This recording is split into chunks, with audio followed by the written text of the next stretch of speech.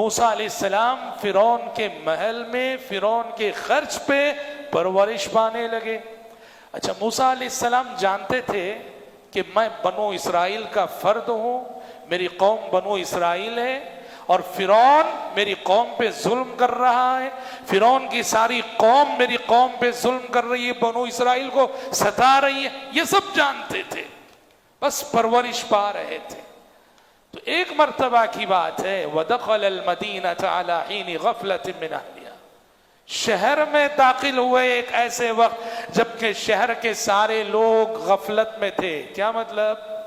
ایک تو شہر میں داخل ہوئے اس لیے کہ فرعون کا جو شاہی محل ہے وہ شہر سے باہر کنارے تھا، تو شاہی محل سے شہر میں آئے کچھ حالات کا جائزہ لینے کے لیے، اور یہ ایسا وقت تھا جب سڑکیں سنسان تھیں، سارے لوگ سوئے ہوئے تھے۔ مفسرین لکھتے ہیں ظہر کا وقت تھا، ادھر سب ظہر بعد سونے کی عادت روایت بہت پہلے سے رہی۔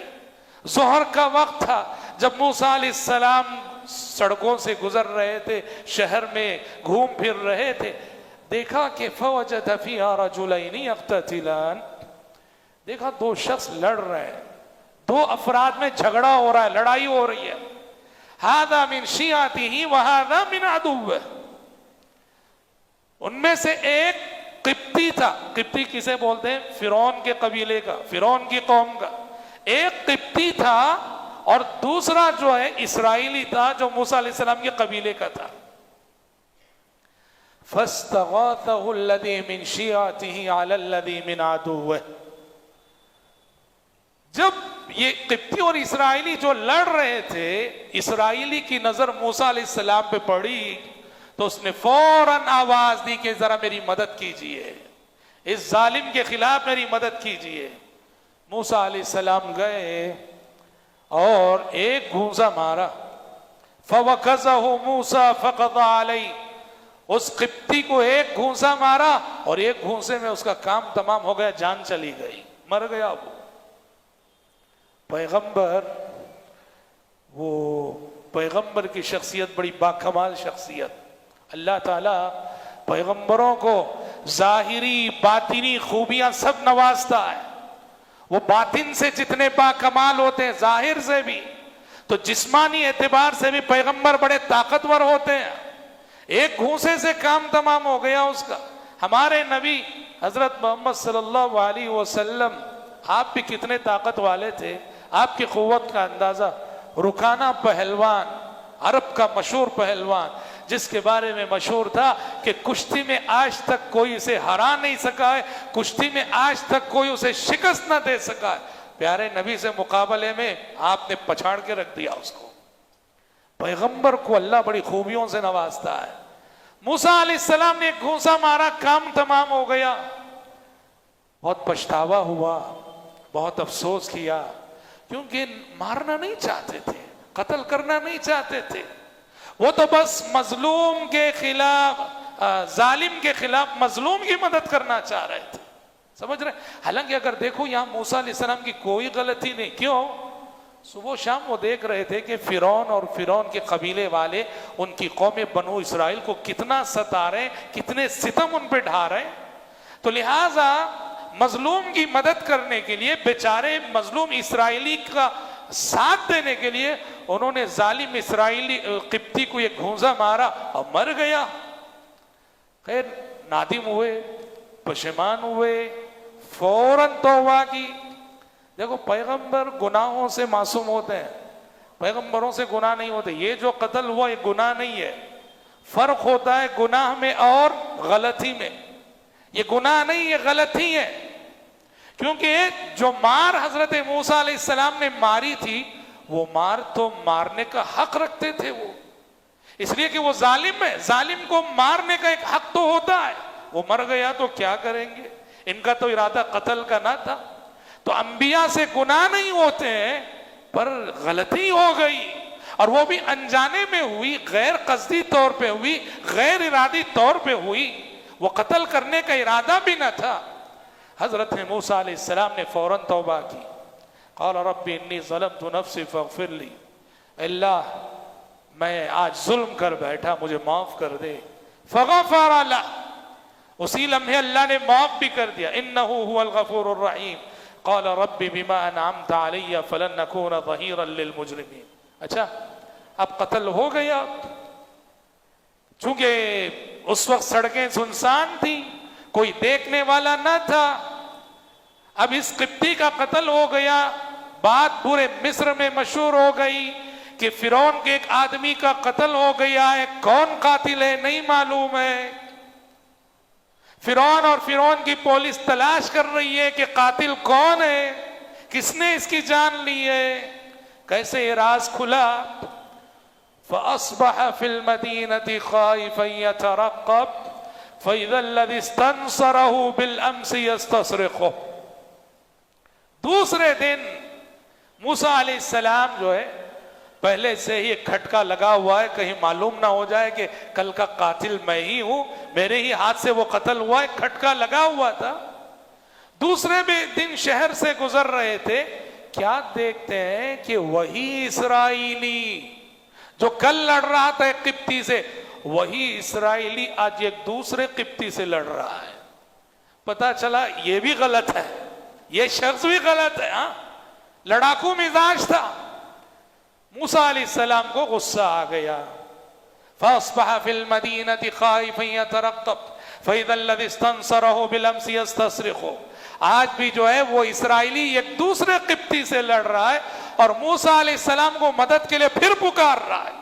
موسیٰ علیہ السلام کو یہ پہلے ہی سے اسی شخص کی مدد کرنے جا کے اتنی بڑی غلطی ہو گئی تھی اور آج دیکھ رہے پھر لڑ رہا ہے. غصہ آیا موسیٰ علیہ السلام کو. دور سے ہی کہا انک لغوی مبین. کہا کہ تم بڑے گمراہ شخص معلوم ہوتے ہو, بڑے بہکے ہوئے معلوم ہوتے ہو. یعنی اس اسرائیلی کو ڈانٹا جو ان کے اپنے کنبے کا تھا, ان کے اپنے قبیلے کا تھا. کل بھی لڑ رہے تھے, آج بھی لڑ رہے ہو. انک لغوی مبین, لگتا ہے تم بھی کوئی صحیح آدمی نہیں ہو. اچھا پھر بھی مدد تو کرنا ہے کیونکہ وہ بھی ظالم ہے قبطی. آگے بڑھے. نیت کیا تھی, ارادہ کیا تھا؟ یہ جو قبطی اس کا ہاتھ پکڑیں گے, ماریں گے نہیں, ہاتھ پکڑیں گے, روکیں گے, دونوں کو جدا کریں گے. لیکن موسیٰ علیہ السلام اس ارادے سے آگے بڑھے کہ اس قبطی کا ہاتھ پکڑیں گے. آگے بڑھنے سے پہلے چونکہ اس کو ڈانٹ دیے تھے دور سے ہی اس اسرائیلی کو, تم بڑے بہکے ہوئے انسان لگتے ہو. وہ اسرائیلی کیا سمجھا, موسیٰ جو آ رہے ہیں مجھے مارنے آ رہی ہے, مجھے مارنے آ رہے ہیں, اور کل اس کی جان لیا, آج لگتا ہے میری جان لے لیں گے. کہا فَلَمَّا أَنْ أَرَادَ يَبْطِشَ بِالَّذِي هُوَ عَدُوٌّ لَهُمَا. جا رہے اس قبطی کا ہاتھ پکڑنے کے لیے, یہ اسرائیلی چلا اٹھا.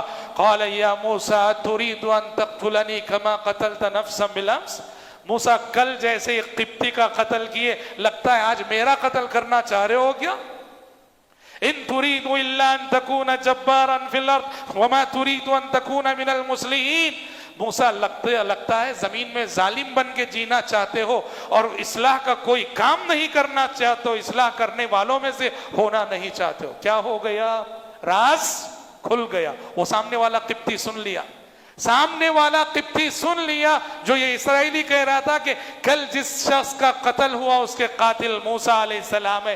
وہ فوراً بھاگا اور جا کے فرعون کے دربار میں شکایت کر بیٹھا کہ کل کے ہمارے مقتول کا قاتل دیکھو موسیٰ ہی ہے.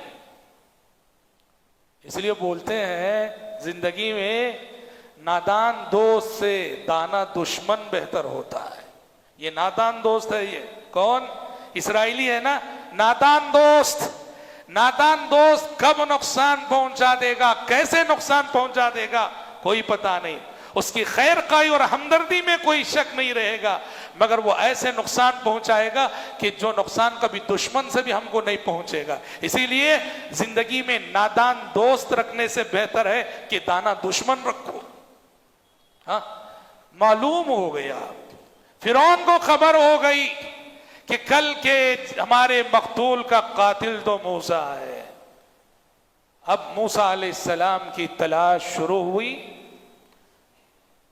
اللہ تبارک و تعالیٰ کا یہ بھی ایک قانون یاد رکھیے, اہل ایمان کو جب بھی نصرت و مدد کی ضرورت پڑتی ہے, اہل ایمان جب بھی کسی مشکل میں پھنستے ہیں, اللہ رب العالمین کی مدد کا ایک طریقہ ہمیشہ سے یہ رہا ہے، دشمنوں کی صفوں میں اللہ ہمارے ہمدرد پیدا کر دیتا ہے.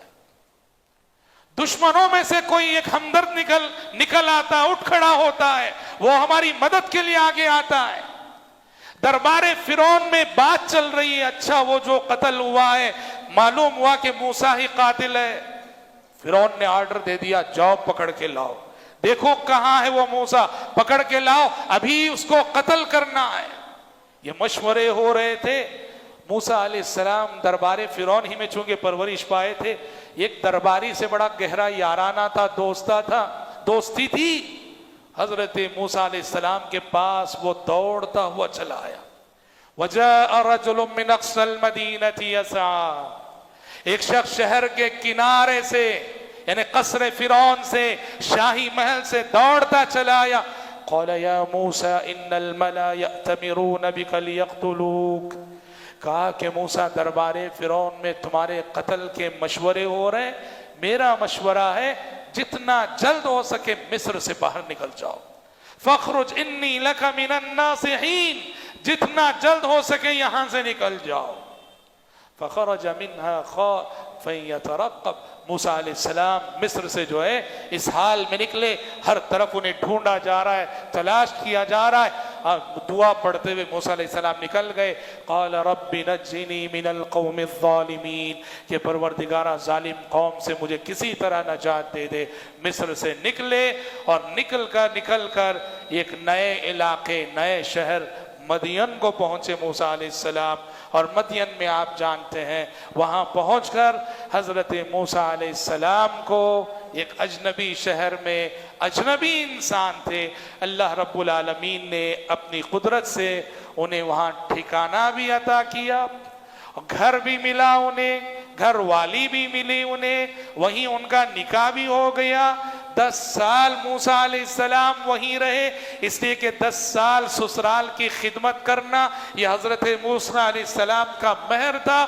اور 10 سال کا مہر پورا کر کے جب اپنی فیملی کو لے کے روانہ ہوئے تو پھر یہاں سے کل جو درس ہم نے دیا، وہ کل کی تراویح کے بعد جو درس ہوا کہ جب فیملی کو لے کے جا رہے تھے، روانہ ہوئے، سرد رات تھی، تاریک رات تھی، ٹھنڈی رات تھی، پہاڑ پہ روشنی نظر آئی. یہ سمجھ کے گئے کہ روشنی ہے، وہاں سے آگ لائیں گے کچھ سیکنے کے لیے، اور آگے کا راستہ کیسا ہے کچھ رہنمائی وہاں سے حاصل کریں گے، لگتا ہے وہاں اوپر کوئی ہے. گئے تو وہاں تو اللہ رب العالمین ان سے ہم کلام ہوا، اور ہم کلام ہو کے تاج نبوت ان کے سر پہ رکھا، نبوت عطا کی گئی. اور نبوت دینے کے بعد اللہ نے اسی لمحے کہا کہ اذهب الى فرعون انه طغى، کہا کہ دعوت و تبلیغ کا یہ مشن تمہیں کہاں سے شروع کرنا ہے؟ اسی مصر سے شروع کرنا ہے جہاں پولیس تمہیں ڈھونڈ رہی تھی.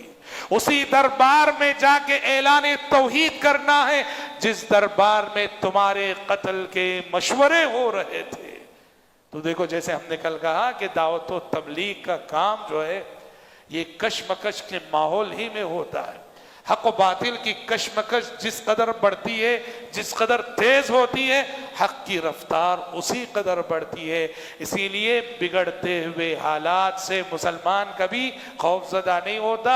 اپنے مشن پہ اس کی نظر ہمیشہ ہونی چاہیے اور اپنے مشن پہ جمے رہنا چاہیے. اور ہمارا مشن کیا ہے؟